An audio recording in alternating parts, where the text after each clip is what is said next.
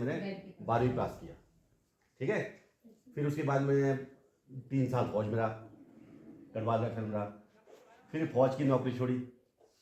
फिर मेरे को एक शौक था ड्राइंग का, कक्षा 6 से ही। कक्षा 6 में मैंने क्या किया, अपने मेरा गांव में गमरी गांव है मेरा, ठीक है। मैजनी गांव है, मैजनी गमरी एक ही गांव है। मैजनी वाले नीचे रहते हैं, कहाँ, गमरी में रहते हैं और मैजनी में रहते हैं। तो पता नहीं क्या था, मैं खड में गया, खड होता है हमारे गाड़ जिसको कहते हैं, ठीक है। वहाँ गया तो एक पत्थर दिखाई दिया मुझे, और पत्थर मैंने क्या किसने बनाया, बहुत सुंदर। तो इसकी मदद करनी है। मैंने क्या किया कि एक पत्थर लेके, मेरे पास छीनी हथौड़े लेकर के ना, घर से मैंने एक छीनी ली, हथौड़े लिया, उसमें मैंने कुछ बनाना शुरू किया, और टेढ़ा मेढ़ा बन के बहुत बड़ा पत्थर था वो। तो लोगों ने, मेरे गाँव वालों ने बोला क्या कर रहा तू, ठीक है। किसी ने कहा नहीं, मतलब कोई घर में कोई आर्टिस्ट नहीं, कुछ नहीं। पर मुझे एक कक्षा 6 में था, तो उसी समय मैंने कहा कि करना, पता नहीं कहाँ से आया क्या है, मुझे अभी तक समझ नहीं आया कि मुझे किसने बताया कि वो मूर्ति बनानी है, ठीक है। अब कक्षा 6 में बताओ कैसा होता, बच्चे का सोच क्या होती है ना। कक्षा 6 वाले कौन कौन है यहाँ पे, 6 क्लास के। देखो मैं जब था 6 क्लास में, मैंने एक बड़ा सा पत्थर काटना शुरू किया। कहाँ पर, खड में, गमरी के खड में। तो मेरी मम्मी बोल रही थी क्या करता रहता दिन भर, थकान नहीं होती तुम्हें, क्या करता, पागल हो गए थे, है ना। कई गांव वाले बोलते पता नहीं क्या करता रहता है। पर मैंने वो काट काट के कुछ ऐसा बना उसमें कि अजीब सा बन गया वो कोई मूर्ति। फिर मैंने क्या किया, रात को हमारे एक कैलू देवता है वहाँ पर, कहाँ पर, गमरी में, बड़ा सा पत्थर है। तो हमारा देवता आता है, तो उसकी चारों बैठता भी है, वहाँ पर पूजा भी होती है, हर साल हम पूजा करते हैं कैलू देवता की, है ना, पूरे गाँव वाले करते हैं। मैंने रात को क्या किया, अकेले उठाया नहीं गया वो पत्थर, इतना बड़ा पत्थर था वो। फिर मैंने अपने साथ के जो लोग, मैंने कहा बोलना नहीं किसी से, जो अपने साथ के खास दोस्त थे बुलाए, तो हम 3-4 लड़कों ने उठा करके उसके ऊपर रख दिया, वो किसके, कैलू देवता क्या रख दिया वो पत्थर।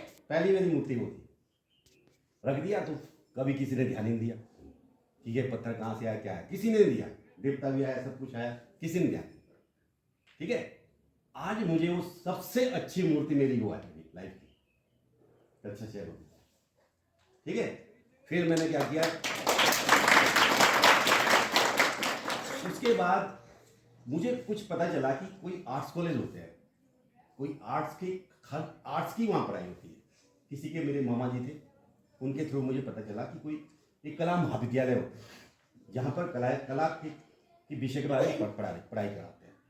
तो मेरी थी इच्छा कि मैं आर्ट्स स्कूल, मुझे जाना ही जाना है। कैसे जाना है, गांव का आदमी था, बच्चा था, कोई मुझे सपोर्ट करने वाला भी नहीं था, ठीक है। इधर से मैंने आर्मी की नौकरी छोड़ दी, घर वाले बोल रहे पागल हो गई, नौकरी भी छोड़ दी, अब ये बेरोजगार घूमता रहेगा, ठीक है। लेकिन अंदर मेरे अंदर एक चीज़ कि कुछ ना कुछ मैंने आर्ट में करना है। तो कैसे ना कैसे मैं लखनऊ आर्ट्स कॉलेज गया, मेरे मामा जी के थ्रू गया मैं। वहाँ मैंने मेरे अच्छे गुरु मिले वहाँ पर, अवतार सिंह पवार जी, जो पद्मश्री रहे, है ना।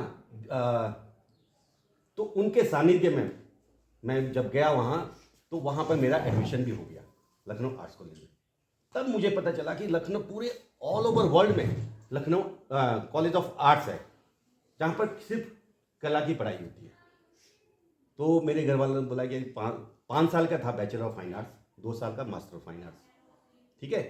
लेकिन मेरे अंदर किसने डाला कि तुमने आर्ट्स की पढ़ाई करनी है, वो एक अंदर एक भगवान की, मुझे लगता है ईश्वर मेरे पीछे था। ईश्वर ने मेरा इस लाइन को उसने भेजना था मुझे। तो मैं जब एडमिशन लिया, तो एडमिशन मेरा हो गया, कैसे कैसे हुआ, है ना। अब शायद मैंने आपको कहानी सुनाई होगी, मैं रेलवे के स्टेशन में रहा 3-4 दिन वहाँ रहा।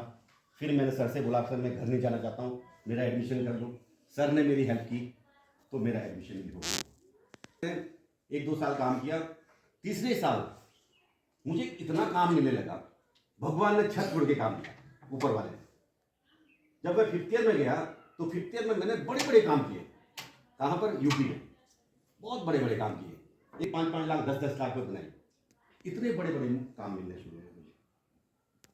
तब जब मेरा मास्टर हुआ तो मास्टर के बाद मैंने क्या कि मेरा अपना वर्कशॉप हो गया लखनऊ में, अभी भी है वर्कशॉप में, जहाँ ढलाई होती है, पीतल की ढलाई होती है, बड़ी बड़ी बिजली की ढलाई होती है, अभी भी मेरे पास क्या है वो वर्कशॉप है। और जब मैं हॉस्टल में गया, आपको बताऊँ हॉस्टल में गया, उस समय मेरे पास वहाँ लखनऊ में बहुत गर्मी है, बहुत ज़्यादा गर्मी है, मैं पहाड़ से गया था, गर्मी सहन नहीं होती, मच्छर भी बहुत है, तो मेरे पास पंखे खरीदने के लिए पैसे नहीं था। बताओ आप, 1 साल में बिना पंखे से रहा वैसी गर्मी में। और मैंने वो समय भी देखा, धीरे धीरे मैंने काम किया, काम करते करते मैंने कहा, और लोगों ने मेरे ब्रदर आए, मेरे मामा जी के लड़के आए, कह रहे कि मैं मसाला बनाता था, मूर्ति में क्या होता है लेबर बनना पड़ता है, ठीक है। जब मैं काम करता था हॉस्टल में तो मैं तो मजदूर का काम करना पड़ता है, किसमें, मूर्ति बनाने में। तो कह रहे यार जब तुमने यही काम करना था घर चल, लेकिन मुझे पता था कि ये जो सीमेंट है इसकी वैल्यू है, ठीक है। सीमेंट से मैं क्या है बहुत पैसे कमा सकता हूँ इससे। अगर मैं सीमेंट से कुछ बना दूँ तो उसकी क्या है भैया, आपका क्या है 100 रुपये का सीमेंट मैं 10,000 की चीज़ बना सकता हूँ, मैं 50,000 की चीज़ बना सकता हूँ, मैं 2 लाख की चीज़ बना सकता हूँ, मैं 5 लाख की चीज़ बना सकता हूँ उसी सीमेंट से। मुझे पता है कि सीमेंट से मैं क्या नहीं बना सकता, उसकी कीमत है, किसकी कला की कीमत है, ठीक है बेटा। तो ऐसे ही फिर मैं क्या किया, मास्टर के लिए मैं अब लड़कियों की बात बताऊँ, मैं शांति निकेतन, रविन्द्रनाथ टैगोर ने बनाया ना शांति निकेतन, विश्व भारती शांति निकेतन, वहाँ मैंने सोचा कि मैं कलकत्ता में जो ना आर्टिस्ट बंगाली जो ना बहुत बड़े बड़े आर्टिस्ट होते हैं, आर्ट का उनमें बड़ा ये होता है, मतलब एक घर में जरूर कोई ना कोई आर्टिस्ट रहता हुआ। तो जब मैं मास्टर करने वहाँ गया, मतलब मैंने एडमिशन लेने गया, तो वहाँ पर आपको पता ही होगा कि जब आप इस फील्ड में जाओगे तो शांति निकेतन जो है ना, किसने बताया था आपको, किसने खुला, कोई बताएगा? विश्व दिल्ली आपके स्टेट बैंक के बाहर, और एक ही पत्थर में बने हुए। तो इतने गरीब परिवार का था वो रामकिंकर बैज, उसमें जूते नहीं थे, कपड़े नहीं थे पहनने के लिए। तो रविन्द्रनाथ टैगोर ने क्या किया, उन बच्चों को लिया जो गरीब बच्चे किंकर बैज, कि ये कहते थे कि रामकिंकर बैज ने कोई चीज़ छू ली, अगर कोई पत्थर छू लिया या लकड़ी छू ली, उसकी 1 लाख से ऊपर कीमत हो जाती। इतना बड़ा आर्टिस्ट बन गया वो, एक संताल फैमिली से निकला हुआ बच्चा, ठीक है बेटा।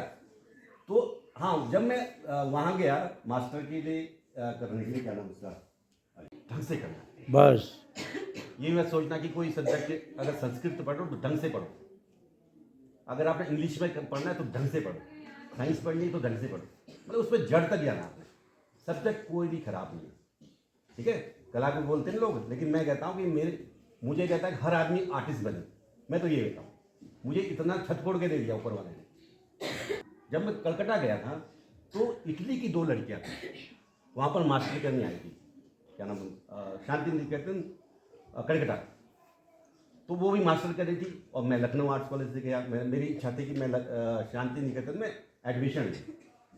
तो वहाँ पर हमारे सर थे पंवार जी, उनके लड़के वहाँ प्रोफेसर है, वहाँ पर हेड ऑफ डिपार्टमेंट मूर्ति कला के थे वो। तो मैं भैया बोलता था, और उन्होंने मेरा काम देखा था, और मेरे काम से बहुत प्रभावित थे वो, जो वहाँ पर मूर्ति कला के हेड ऑफ डिपार्टमेंट, वो राकेश आ जाओ। जब मैं देखा वहाँ, तो हालांकि मेरा एडमिशन 50 लाख की बिकी है पेंटिंग।